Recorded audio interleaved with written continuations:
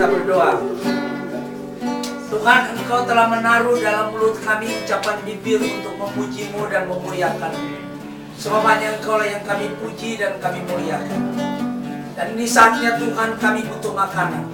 Makanan yang bertahan sampai pada hidup yang kekal, yaitu firman yang Engkau bentangkan bagi kami, firman yang Engkau singkapkan bagi kami, firman yang Engkau bedah-bedah bagi kami, firman yang Engkau pecah-pecahkan bagi kami ya Tuhan. Pecah-pecahkan roti-Mu bagi kami, yaitu roti kehidupan yang diberikan oleh anak manusia kepada kami, yaitu Engkau Yesus Kristus Tuhan kami. Tuhan, pagi ini kami mengharapkan firman-Mu lebih daripada rusa merindukan sungai berair. Kami mengharapkan firman-Mu karena jiwa kami amat sangat membutuhkan firman-Mu, karena kami terlalu amat sangat lapar dan haus akan firman-Mu. Sebab kami hanya dipuaskan oleh firman-Mu, jiwa kami hanya dikenyangkan oleh firman-Mu, jiwa kami peroleh ketenangan hanya oleh firman-Mu. Kami bertumbuh subur berbuah lebat hanya oleh kebenaran firman-Mu. Berkenanlah Engkau membuka mata kami untuk menikmati dan melihat keajaiban-keajaiban dari firman-Mu yang hidup itu Tuhan. Berkenanlah Engkau memberkati pikiran kami dan menjadikannya menjadi pikiran-pikiran Kristus, sehingga kami memahami kehendak-Mu Tuhan dan hidup di dalam kehendak-Mu. Taruhlah hukum-Mu di hati kami dan di akal budi kami, sehingga segenap hidup kami adalah demikianlah firman Tuhan Yesus Kristus. Bapa, berbicara bagi kami oleh Roh-Mu. Kami mengharapkan firman-Mu oleh Roh-Mu yang menyatakannya bagi kami. Sebab ada tertulis, Injil itu harus diberitakan oleh keyakinan Roh, oleh kekuatan Roh. Sebab Roh-Mu menyelidiki segala sesuatu yang ada padamu, dan Roh-Mu yang memberitahukan segala sesuatu yang Ia terima daripada-Mu Tuhan, untuk disampaikan bagi kami. Terima kasih Tuhan. Kami siap. Buka mulut hamba-Mu, sertai lidah hamba-Mu. Taruh perkataan-Mu, perkataan firman yang sudah dibedah, perkataan firman yang sudah diterjemahkan, yang memberi hidup bagi hamba dan jemaat-Mu, sehingga kami semua bertumbuh dalam kasih dan pengenalan akan Tuhan.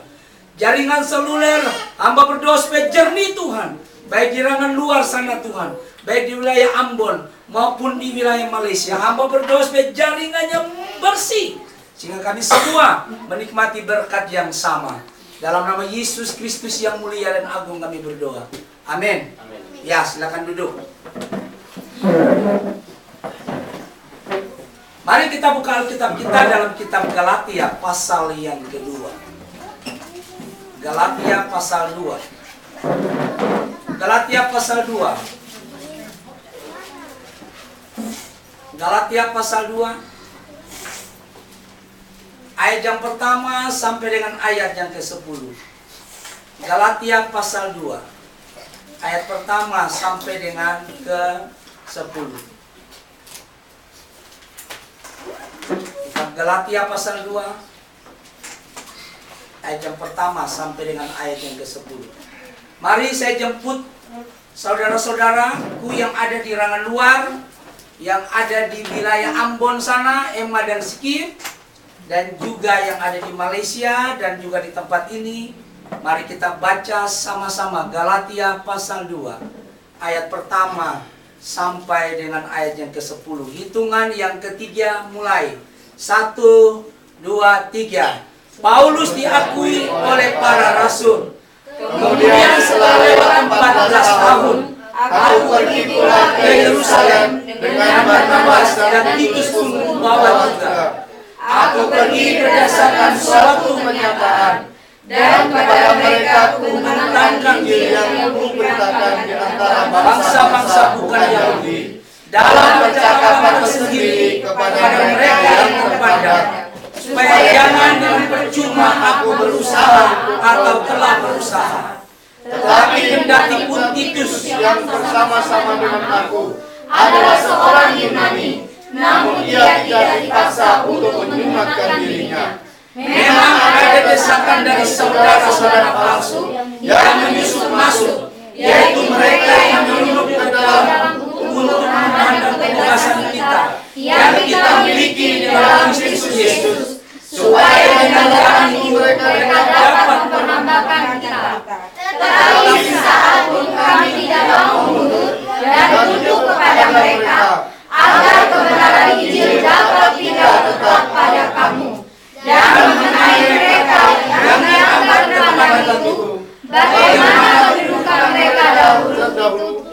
tidak tertinggi bagiku, sebab Allah tidak memandang muka. Bagaimanapun juga mereka yang memandang itu tidak memaksakan sesuatu yang lain kepadaku.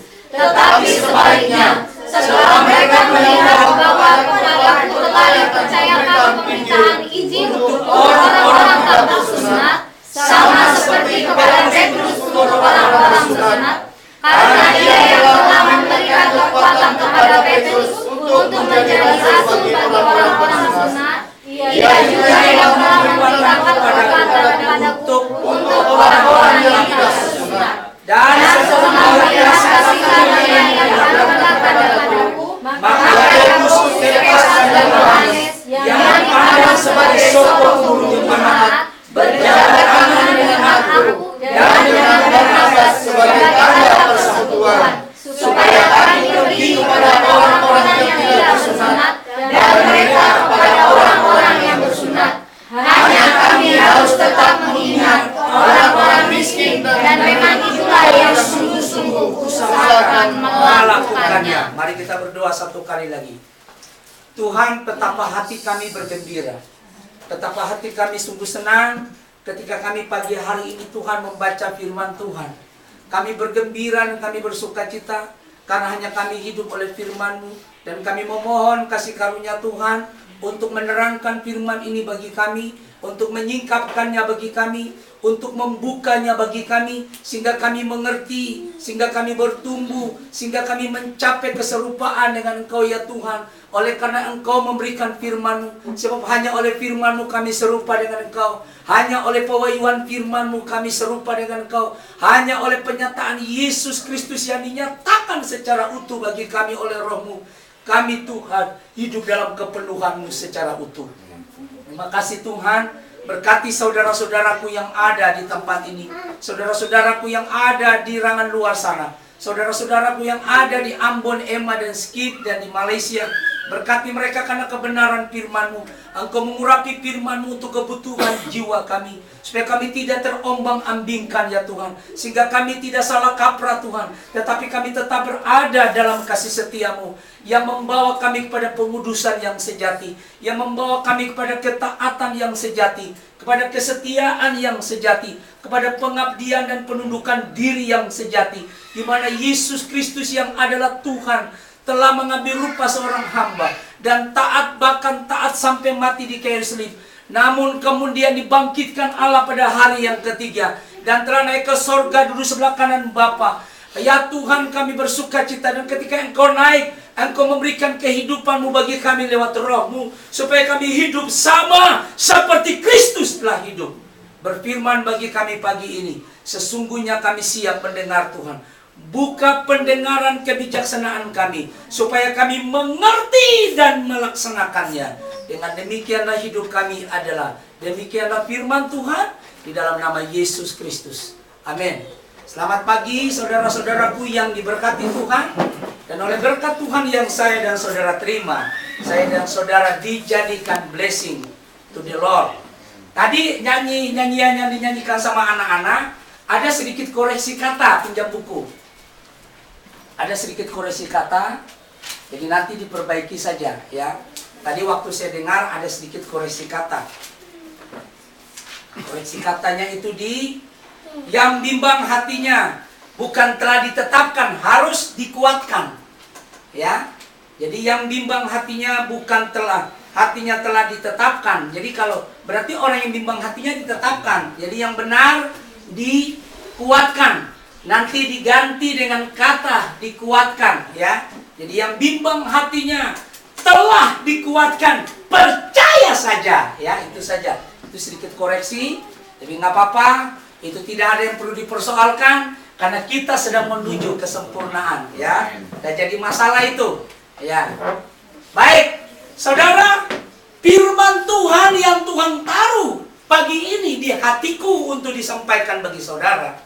Bukan saja bagi saudara, tapi juga bagi saya, bagi kita semua, supaya kita bertumbuh dengan tema perusak iman atau perusak persekutuan dalam tubuh Kristus. Alkitab berkata di ayat yang ketiga dan 4, saya baca bagi saudara, ayat yang ketiga dan 4. Tetapi Kendati pun Titus yang bersama-sama dengan aku adalah seorang Yunani, namun ia tidak dipaksa untuk menyunatkan dirinya. Memang ada desas-desus dari saudara-saudara palsu. Memang ada desakan atau desas-desus, atau memang ada paksaan dari saudara-saudara palsu yang menyusup masuk, yaitu mereka yang menyeludup ke dalam untuk menghadang kebebasan kita yang kita miliki di dalam Kristus Yesus, supaya dengan jalan itu mereka dapat menghambakan kita. Saudara, Alkitab berkata, jadi ternyata dalam perkumpulan orang-orang Kristen yang sejati pasti ada masuk orang-orang yang palsu. Nah, orang-orang yang palsu ini dia akan mengadopsi pengajaran yang tidak sesuai firman. Kelihatannya firman, tapi bukan firman. Saya mau beritahu, saya dan saudara dibenarkan bukan karena sunat. Jadi adalah terlalu sangat goblok dan paling goblok kalau orang-orang bangsa kafir atau di luar Israel itu sunat. Ini bukan kebenaran. Kita dibenarkan bukan karena sunat, tapi kita dibenarkan karena kasih karunia di dalam Yesus Kristus. Ada banyak orang-orang Kristen akhirnya memberi diri untuk disunat. Sunat bukan tanda perjanjian, saudara. Bukan. Tapi sunat itu diberikan kepada Abraham karena dia sudah percaya dulu. Bukan sunat sebagai tanda dia percaya. Enggak. Dia percaya dulu baru Tuhan memberikan tanda di dalam hatinya. Di dalam dagingnya berupa sunat. Tapi yang dimaksudkan Tuhan sekarang bukan lagi sunat lahiriah. Jadi sunat yang Tuhan berikan kepada Abraham, yaitu tanda di dalam daging, itu adalah perlambang bahwa saya dan saudara hatinya harus disunat. Disunat oleh apa? Oleh firman. Jadi kalau ada orang Kristen yang masih percaya bahwa sunat membenarkan kita, sunat menjadikan kita Yahudi, oh salah. Ini perusak. Paulus menentang, padahal Paulus itu asli orang Yahudi loh, dari suku Benjamin. Dia menentang. Dia bilang Titus ini adalah orang Yunani. Dia orang Yunani. Tapi dia tidak dipaksakan untuk disunat. Karena sunat bukan kebenaran. Kebenaran hanya di dalam Yesus. Kebenaran hanya di dalam firman, bukan di dalam sunat. Kalau memang benar sunat itu menyelamatkan orang-orang Israel, mengapa banyak yang terkipai di padang gurun? Ngerti tidak? Iya kan? Mereka semua sudah disunat, tapi mereka berontak kepada firman. Yang dimaksudkan Tuhan bukan sunatnya menjadi pelaku firman. Firman itu harus jadi daging. Itu maksudnya sunat yang benar. Firman jadi daging. Jadi kita harus waspada dengan yang namanya penyunat-penyunat palsu. Kita harus waspada dengan yang namanya guru-guru palsu. Tidak semua orang yang masuk di dalam pesan ini ajarannya murni. Kita harus waspada. Selidiki sesuai firman. Sunat memang ada ditulis di Alkitab, tetapi saudara harus tahu sunat yang bagaimana. Yang Tuhan maksud adalah sunat hati. Hati yang diperbarui. Hati yang diubahkan menjadi hati yang baru. Hati yang murni, hati yang kudus. Bukan sunat kulit katam seperti yang dilakukan oleh orang Israel. Bukan itu. Bukan. Jadi kalau ada orang non-Yahudi, di luar Israel itu disunat supaya mereka dibenarkan, ini hal yang keliru. Dikatakan akan ada masuk guru-guru palsu untuk menggenapi apa yang dikatakan oleh Daniel. Karena Daniel memang sudah bernubuat dalam Daniel pasal yang ke-11. Daniel pasal 11. Daniel pasal 11. Ya. Daniel pasal 11. Ayat yang ke-34 kalau nggak salah. Daniel 11. Nah. Dikatakan begini. Sementara jatuh, mereka akan mendapat pertolongan sedikit. Dan banyak orang akan menggabungkan diri kepada mereka secara apa? Pura-pura. Jadi nubuatan kitab Daniel ini harus digenapi dan memang digenapi. Paulus itu kurang luar biasa apa kalibernya. Tetapi masih juga ada menyelundup masuk yang palsu. Dia sudah memulai. Dia memulai sesuatu yang luar. Maka dia bilang sama orang Galatia, hai orang-orang Galatia yang bodoh. Siapa yang sudah mempesona kamu dengan suatu Injil yang lain? Sehingga begitu dengan mudah kamu berbalik kepada Injil hanya gara-gara sunat. Jadi orang Galatia ini Alkitab berkata mereka sudah mulai dengan roh, hidup oleh roh, dipimpin oleh roh, dikuasai oleh roh, dikendalikan oleh roh. Segala sesuatu dikuasai oleh roh, apa yang mereka kerjakan oleh roh. Tapi ketika ada datang yang menyebut dirinya rasul, mengajarkan kebenaran karena sunat, mereka dengan begitu mudahnya terpesona. Mereka melenceng dari firman itu. Terus saya mau beritahu, bisa nggak orang percaya sejati kerasukan setan? Bisa. Karena di dalam diri orang percaya masih ada sifat kebinatanan. Saya tunjukkan sama saudara. Apa itu salah satu sifat kebinatanan yang setan bisa langsung menunggangi? Karena setan selalu menunggangi binatang. Perhatikan, setan selalu menunggangi binatang. Salah satunya dia masuknya melalui apa? Melalui seks. Perhatikan baik-baik. Karena seks bukan dari Tuhan, seks dari binatang. Bukankah ular itu binatang? Jadi perempuan yang jatuh tahu seksnya itu dari binatang yang namanya serpent. Kalau di bahasa Indonesia kita bilangnya ular, tapi sebelum ular itu namanya serpent. Kalau ular bahasa Inggrisnya snake. Ketika serpent itu menggoda, Alkitab berkata dia tuh binatang yang sangat pandai berbicara, fasih lidah. Jadi yang mengajak seks bagi manusia itu binatang, dan itu bukan datang dari Tuhan. Jadi orang percaya sejati bisa jatuh di bidang ini kalau dia nggak waspada.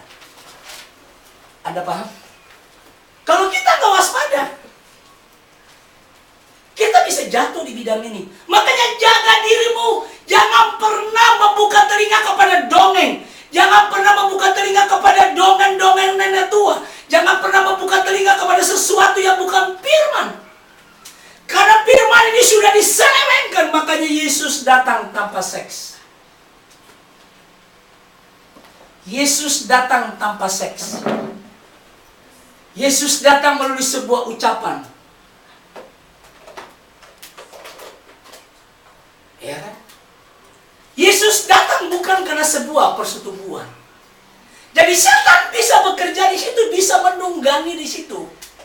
Selagi saya dan saudara masih mengenakan tubuh daging ini, waspada. Makanya dikatakan hidup oleh roh. Hidup oleh roh, saudara. Dan hanya oleh roh seluruh keinginan daging, perbuatan-perbuatan daging dimatikan. Saudara lihat, iblis begitu cerdik dan licik, super licik. Saudara lihat di luar sana, dandanan wanita-wanita sekarang bagaimana? Wow. Dandanan wanita-wanita sekarang itu rusak dan terlalu amat sangat rusak. Apa yang membuat mereka rusak? Cara berpakaiannya sudah rusak. Mereka sudah seperti koteka modern. Loh iya, pakaian mereka sudah tidak jauh berbeda dari orang-orang primitif yang pakaiannya seperti koteka. Saudara perhatikan baik-baik. Saudara perhatikan. Itu sebenarnya salah satu trik iblis untuk mempengaruhi orang-orang percaya sejati. Mungkin di bidang uang kita sudah lulus. Mungkin di bidang yang, tapi di bidang yang satu ini kita perlu waspada. Iya kan? Saya beritahu sama saudara. Kalau kita sungguh-sungguh hidup di dalam roh, itu keinginan itu memang benar-benar mati. Loh, serius? Saya sudah alami, makanya saya ngomong sama saudara. Kita benar-benar hidup di dalam roh, keinginan untuk berbuat jahat di bidang itu benar-benar mati. Ya kan? Makanya Paulus bilang, kamu tidak sanggup bertarak. Apa maksudnya? Jangan menjauhkan diri tanpa persetujuan bersama. Padahal Paulus itu tidak berkeluarga loh. Tapi dia tahu, dia bisa lihat di dalam roh. Dia bisa lihat kehidupan orang-orang percaya. Kalau mereka berjauhan, suami istri berjauhan terlalu lama, ini celaka besar, saudara. Loh ya, ini celaka besar. Saya mau beritahu, sebab itu hanya oleh Injil, hanya oleh kasih karunia saya dan saudara bertahan. Ya, mari kita menjaga kemurnian hidup di hadapan Tuhan dan di hadapan manusia. Jaga. Saudara harus minta sama Tuhan sungguh-sungguh. Tuhan, aku berterima kasih hanya oleh roh aku mematikan semua keinginan mata. Aku mematikan semua keinginan daging. Hanya oleh roh. Lihat, orang Galatia begitu terpesona. Dia begitu dengan mudah menyimpang. Makanya dibilang, hai orang-orang Galatia yang bodoh. Itu ada kata bodohnya, tulisan besar-besar saya tulis ini. Kita lihat tuh, orang Galatia yang bodoh. Galatia 3 ayat 8. Paulus bilang mereka bodoh. Galatia 3 ayat 8. Dikatakan ini. Dan kitab suci sebelumnya mengetahui bahwa Allah membenarkan orang-orang bukan Yahudi oleh karena iman. Telah terlebih dahulu memberitakan Injil kepada Abraham. Dan olehmu segala bangsa akan diberkati. Ayat yang keberapa nih? Ayat pertama. Ayat yang pertama ya? Oh iya. Orang-orang Galatia yang Oh iya, berarti ayat pertama. Ya, terima kasih. Ya. Hai orang-orang Galatia yang bodoh. Siapakah yang telah mempesona kamu? Bukankah Yesus Kristus yang disalibkan ini telah dilukiskan dengan terang di depan matamu? Paulus bilang, hai orang-orang Galatia yang bodoh. Ada mungkin yang lebih bagus lagi dari bodoh. Goblok. Ada yang mungkin bego, bloan, bungol kata orang Banjar. Bungol. Nah, ya kan? Orang Ambon bilang, hei pam bodoh, gitu kan? Jangan pam bodoh, jangan goblok. Mengapa? Karena Injil Yesus Kristus telah dibentangkan di hadapanmu dengan jelas, dengan terang. Artinya tidak ada bagian yang palsu. Semuanya jelas. Tapi hanya gara-gara sunat dia menyimpang. Sebab itu saya dan saudara jangan pernah percaya kepada sesuatu yang bukan firman.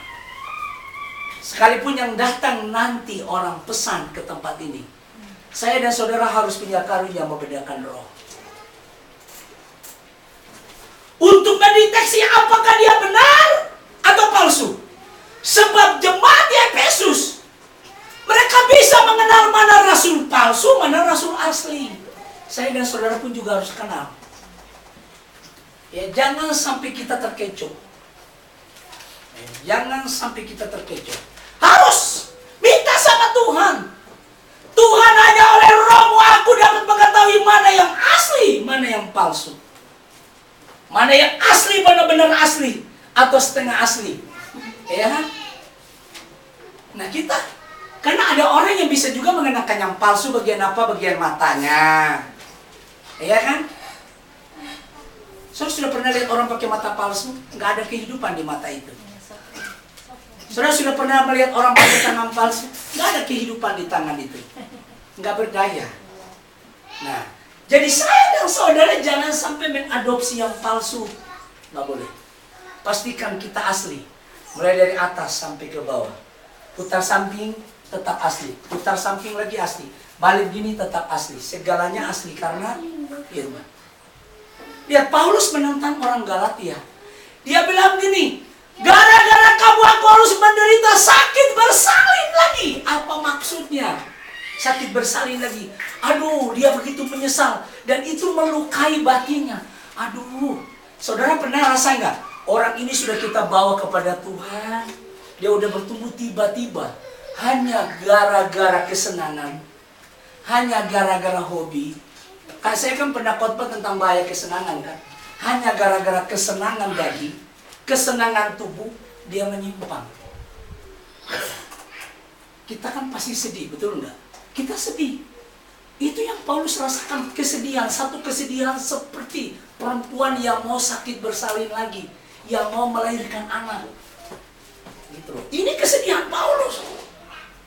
Bahkan Paulus bilang, bukankah kamu telah menyambut aku seperti menyambut Kristus Yesus itu sendiri.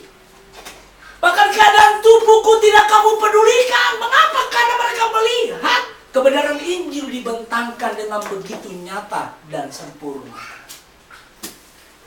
Tapi ketika datang ada orang lain, maka kita perlu waspada. Kalau ada orang datang doakan kalian dan hanya ngomong muluk-muluk, waspada. Karena firman tidak selamanya kata muluk-muluk. Saya teringat tahun 2010. Boleh saya cerita ya Bu Yosef ya. Saya teringat tahun 2010 waktu Pak Yosef di rumah sakit. Saya nggak datang doain kok. Ini ada mereka. Itu bisa aja terpukul. Dan mungkin hari itu memang Bu Kori memang benar-benar berjuang dia. Saya datang, saya bilang, Bu, bawa aja suami kamu pulang. Orang lagi diopnam suruh bawa pulang. Manusia macam apa itu? Loh ya, saya datang ke rumah sakit. Saya bukan datang untuk menghibur, enggak. Saya dan saudara jangan jadi penghibur sialan. Ada banyak orang menyebut dirinya hamba Tuhan tapi palsu, makanya dia jadi penghibur sialan. Saya datang. Ya, saya masih ingat kata-kata saya, Bu. Ibu pasti akan lama di sini. Waktu itu Bu Kori bilang, saya punya askes. Baik.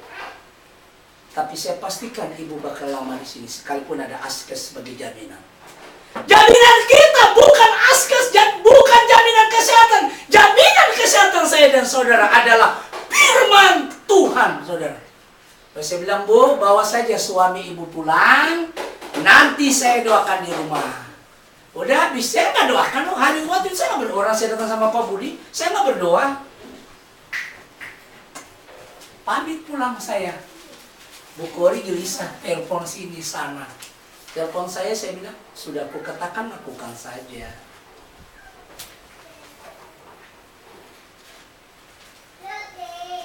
Butuh keputusan, ya atau tidak. Bukan bimbang. Ya. Butuh keputusan, ya atau tidak. Saudara, ketika firman datang dan itu bertolak belakang dengan kemauanmu, disitulah Anda diuji. Ya kan? Ketika firman datang dan dia bertolak belakang dengan apa yang kamu rencanakan dan apa yang kamu inginkan, disitulah terletak apakah muncul kasih yang sejati atau palsu. Disitulah akan muncul apakah Anda blessing to the Lord atau sebaliknya. Iya kan? Oh, Bu Kori berjuang. Berapa lama waktu itu ibu masih menunggu di rumah sakit? 2 minggu, bayangkan dia berjuang 2 minggu untuk keluar dari rasa takut, untuk keluar untuk melakukan 2 minggu. Itu gak gampang loh saudara. Lagi diopnam. Percaya dokter apa demikian firman. Yang datang ini ngomongnya gak sopan lagi. Loh, bahasa saya itu gak sopan loh. Tata bahasa Indonesianya kalau guru bahasa Indonesia kasihnya 0 minus. Bukan 0, tapi 0 sudah ada 0, ada minus lagi. Loh ya, saudara bayangkan, ini lagi anak-anak dibus pulang aja ke rumah. Nanti sampai di rumah baru saya doain, baru pergi berjalan. Kira-kira sopan dah saudara? Berjuang selama 2 minggu di rumah sakit. 2 minggu saudara. Ada memang yang cinta firman, namanya Budi Hart. Ambil alih tanggung jawab itu. Beliau ambil alih, karena saya percaya pasti Tuhan sudah tahu dalam hatinya belas kasihan itu. Kamu yang harus pergi bertindak menggenapi firman itu, membantu saudaramu yang lemah. Bukankah itu fungsi tubuh Kristus? Bawa pulang. Bawa pulang lagi senang-senang sampai di perumahan Bongkuring. Abahnya anfal. Abahnya anfal. Tanya, suaminya kekasih jiwanya, kekasihnya ini belahan jiwanya tuh anfal. Serius, saya tahu dari Pak Budi anfal. Tapi Pak Budi percaya bahwa apa yang sudah dikatakan Tuhan melalui hambanya tetap terjadi. Singkat cerita, ke rumah kita layani dengan penuh kesabaran. 3 bulan kemudian jadilah Pak Yosef seperti sekarang. Beri tepuk tangan bagi Tuhan. Jadi jangan pernah mendengar suara yang sumbang terkecuali firman. Saudara, suara firman tuh kadang-kadang juga kedengaran sumbang juga. Loh, betul enggak? Kadang-kadang kedengaran sumbang loh. Tapi ketika Anda punya Roh Kristus, oh ya ini asli nih, ini burung Raja Wali nih, ini induk Raja Wali. Ya aku mau. Saudara paham? Anak Raja Wali, ya aku mau. Dia langsung tangkap gitu. Raja Wali yang asli dia kelakuan gak kayak ayam. Ayam terbang sebentar turun lagi karena memang dia tidak diciptakan untuk memiliki kekuatan sayap untuk terbang. Terkecuali Raja Wali. Saya dan saudara adalah Raja Wali. Ketika Raja Wali, wah, suaranya kan memang menyeramkan. Tapi bagi sejenis bilang, ini yang aku tunggu, I love you mama. Saudara paham? Ketika firman itu datang, anak-anak Allah sejati akan berkata, amin. Ya kan? Dia langsung berkata, amin. Itu seketika itu juga semua rantai-rantai dosa terlepas. Belenggu-belenggu terlepas. Semua ikatan-ikatan yang dunia ikat pada orang tersebut, pada saya dan saudara. Seketika itu juga. Seketika dia terjadi pada waktu yang sama. Pada waktu firman diucapkan, Alkitab berkata seperti kilat menyabar. Seketika itu juga. Ketika malaikat tepuk Petrus di penjara pelak. Alkitab berkata bukan tunggu beberapa menit. Seketika itu juga gugur rantai di tangannya. Ketika saya dan saudara tetap dalam Injil sepenuh, Injil yang murni, dan tidak membuka telinga kepada yang palsu, tidak ada yang bisa membelenggu saya dan saudara. Jadi waspada terhadap segala yang palsu. Jangan pernah percaya kepada sunat. Saya beritahu. Dan jangan paksakan anakmu untuk bersunat kalau ada tetap benar. Kamu harus sunat karena ini keturunan Abraham. Tidak ada. Tidak ada. Kalau Anda dipanggil dalam keadaan bersunat, jangan meniadakan tanda-tanda sunat. Itu bagi siapa? Yahudi. Kalau Anda dipanggil dalam keadaan tidak bersunat, jangan mau disunat. Itu bagi siapa? Bangsa-bangsa di luar Yahudi atau di luar Israel. Sampai sini saudara paham? Jangan mau disunat. Karena keselamatan bukan karena sunat, tapi karena iman di dalam Yesus Kristus. Sekarang saya tanya, Abraham diselamatkan karena sunat atau karena percaya? Percaya. Jadi sunat itu hanya sebagai tanda di dalam dagingnya Tuhan kasih. Tapi apakah semua keturunan Abraham yang disunat selamat? Tidak. Tapi keselamatan hanya karena percaya. Apa itu percaya? Firman dihidupin dalam diri saya dan saudara. Itu percaya. Percaya artinya firman dihidupin, kita melakukan. Itu baru percaya. Lalu mengapa ada orang yang bimbang? Mengapa ada orang yang ragu-ragu? Mengapa? Penyebabnya ini. Karena bejananya belum murni. Matius pasal 9 ayat 17. Makanya mereka hancur. Matius pasal 9 ayat 17. Saya tadi pagi waktu berdoa, saya dikasih ayat ini. Matius pasal 9 ayat 17 dikatakan begini. Saya baca bagi saudara. Ya kan? Ya, saya langsung ayat 17 saja. Begitu pula anggur yang baru tidak dapat diisikan ke dalam kantong kulit yang tua. Karena jika demikian, kantong itu akan koyak, sehingga anggur itu terbuang, dan kantong itu juga pun hancur. Tetapi anggur yang baru disimpan, anggur yang baru disimpan orang dalam kantong yang baru pula. Dan dengan demikian terpelihara keduanya. Apa maksudnya? Kalau Alkitab berbicara soal kantong atau berbicara soal kulit, itu berarti berbicara soal bejana. Soal bejana. Kalau bejana kita masih bejana yang lama dan datang anggur yang baru, Alkitab bilang dua-dua rusak. Tapi kalau bejana kita sudah baru, dikuduskan dalam Kristus Yesus, ketika datang anggur yang baru, apa itu anggur yang baru? Pewahyuan Yesus Kristus, firman yang disingkapkan, ya kan? Maka itu akan terpelihara.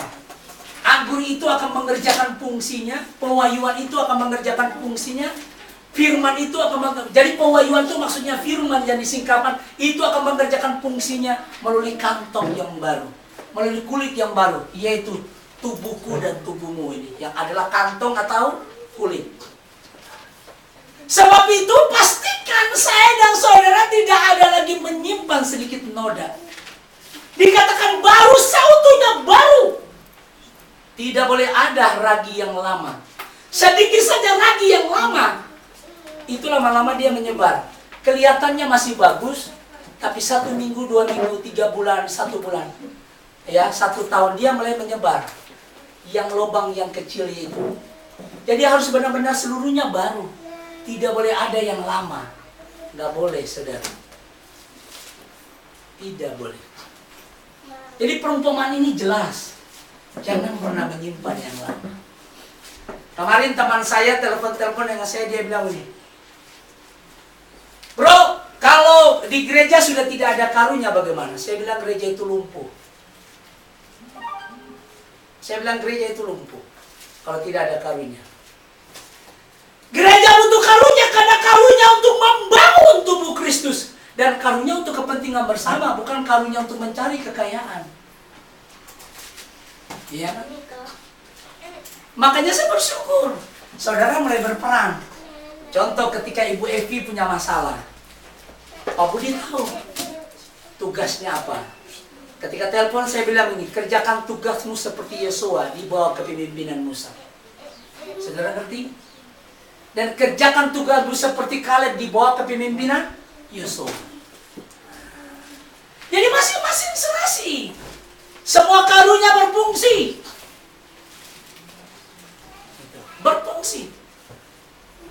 Pak Tajin diberi karunia untuk melihat ini nih. Dia uji dulu berulang-ulang. Betul. Terbukti benar demikian firman Tuhan kan? Ketika datang ke rumah Bu Evi. Nah karunia itu kita harus pelihara. Itu karya Roh Kudus kita harus pelihara. Itu bukan untuk membanggakan diri, tapi untuk kepentingan bersama membangun tubuh Kristus. Apa maksud karunia? Mengapa saya dan saudara diberikan oleh Roh Kudus karunia-karunia? Masing-masing diperlengkapi dengan karunia yang khusus, spesifik. Seperti seorang dokter spesialis, ya kan? Maksudnya apa? Supaya keutuhan di antara saya dan saudara terjaga. Tangan mengerjakan tugas bagian tangan. Dan mata mengerjakan tugas bagian mata untuk melihat, mengawasi. Mulut mengerjakan tugas bagian mulut. Ada orang asing. Ya kan, tangan langsung tunjuk langsung, ngerti? Mata juga langsung melihat dengan seksama. Dia langsung sama-sama bergerak. Saudara lihat, ketika mata melihat, seketika itu juga mulut berbicara, tangan menunjuk. Maka musuh itu menjadi mati, tidak berkutik. Jadi masing-masing punya peran. Saudara paham? Jadi karunia itu harus kita kembangkan oleh kasih karunia. Ketika Tuhan kasih pernyataan sama saya dan saudara, ada memang yang perlu kita diamkan dulu, ada memang yang perlu diberitahukan. Kayak saya contoh hari Senin, pagi saya berdoa. Saya datang ke rumah Pak Budi tanpa ada informasi. Dan memang saya tidak mau kasih informasi. Ya. Saya berdoa, Tuhan bilang, ke rumah, beritahu pesanku dan jangan doakan. Kejam nggak saudara? Ya, saya bertamu di rumah Anda, kasih tau pek. Aku tidak disuruh doakan kamu. Habis itu pulang. Wah, ini gembala apa ya? Loh, orang bisa salah kaprah loh.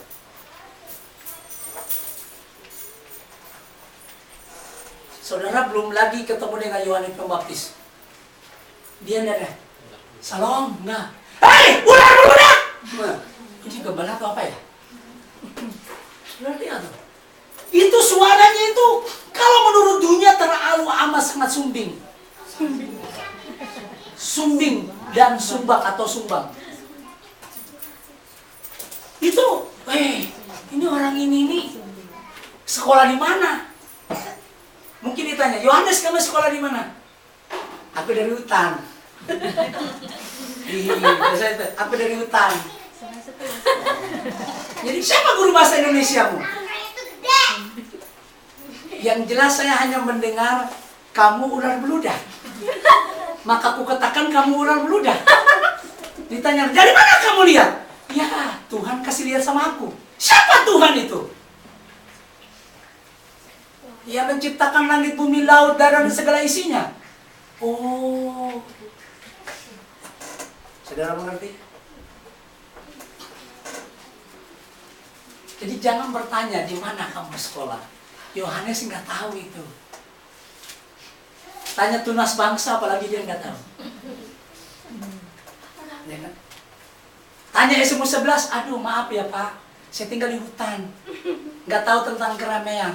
Cuma Tuhan saya, Elohim saya datang kepada saya dan dia bilang, Yohanes pergi. Dia hanya suruh, bertobatlah karena kerajaan surga sudah dekat. Masing-masing beri dirimu dibaptis. Lalu ketika kuliah datang itu yang pakai jubah-jubah maha indah, yaitu para pendeta-pendeta, para doktor-doktor, para sarjana teologi. Tiba-tiba Tuhan kasih lihat sama saya, loh kok kelakuanmu kayak ular beludak ya? Kamu kelihatan lurus tapi hatimu bengkok kayak ular. Kamu bajunya sudah memang bagus, tapi kulihat kok kamu tidak jauh berbeda dengan ular ya. Jadi maaf ya, saya nggak bisa baptis Anda, harus tunjukkan dulu sifat merpatimu. Ketulusan buah yang sesuai dengan pertobatan. Saudara bayangkan kalau kita ketemu manusia seperti itu bagaimana? Nah itu memang Tuhan. Tapi hanya yang sejenis yang tahu bahwa itu suara demikianlah firman. Ya kan? Yang paling lama kumpul dengan saya itu dan tidak pernah loncat pagar Pak Budi. Loh, benar. Dia tahu. Lalu saya tantang sama istrinya. Sejak Anda kenal saya, adakah pernah ucapanku meleset? Karena memang sekali-sekali kita perlu menantang, betul enggak? Untuk menguji keaslian. Bu Taji lewat memampir pun gak jadi pulang lagi ke rumah. Karena dia takut nanti disambar petir, padahal bukan petir untuk dia. Ya kan? Ya. Saudara, ada waktunya petir itu datang untuk kita. Saudara tahu kalau petir berupa kilat, dia akan pasti membunuh. Saudara pernah lihat kilat menyambar pohon, itu kering sampai ke akar-akar. Memang harus ada firman yang bagaikan petir menyambar. Maksudnya apa? Supaya dagingmu rontok dan mati. Amin.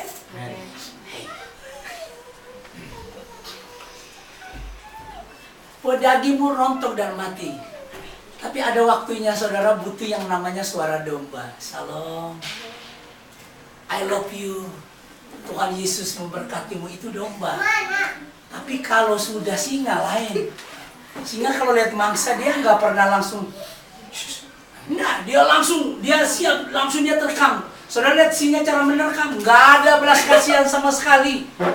Dan saya sudah lihat di TV itu kalau singa menerkam, gigitnya benar-benar sampai lawan itu mati. Udah mati baru dia nyantap. Dia makan yang nikmat. Ketika saya dan saudara mati karena petir, firman hidup dalam diriku dan dirimu. Jadi jenisku dan jenismu adalah petir. Datang petir, sama kita bro. Iya kan? Iya kan?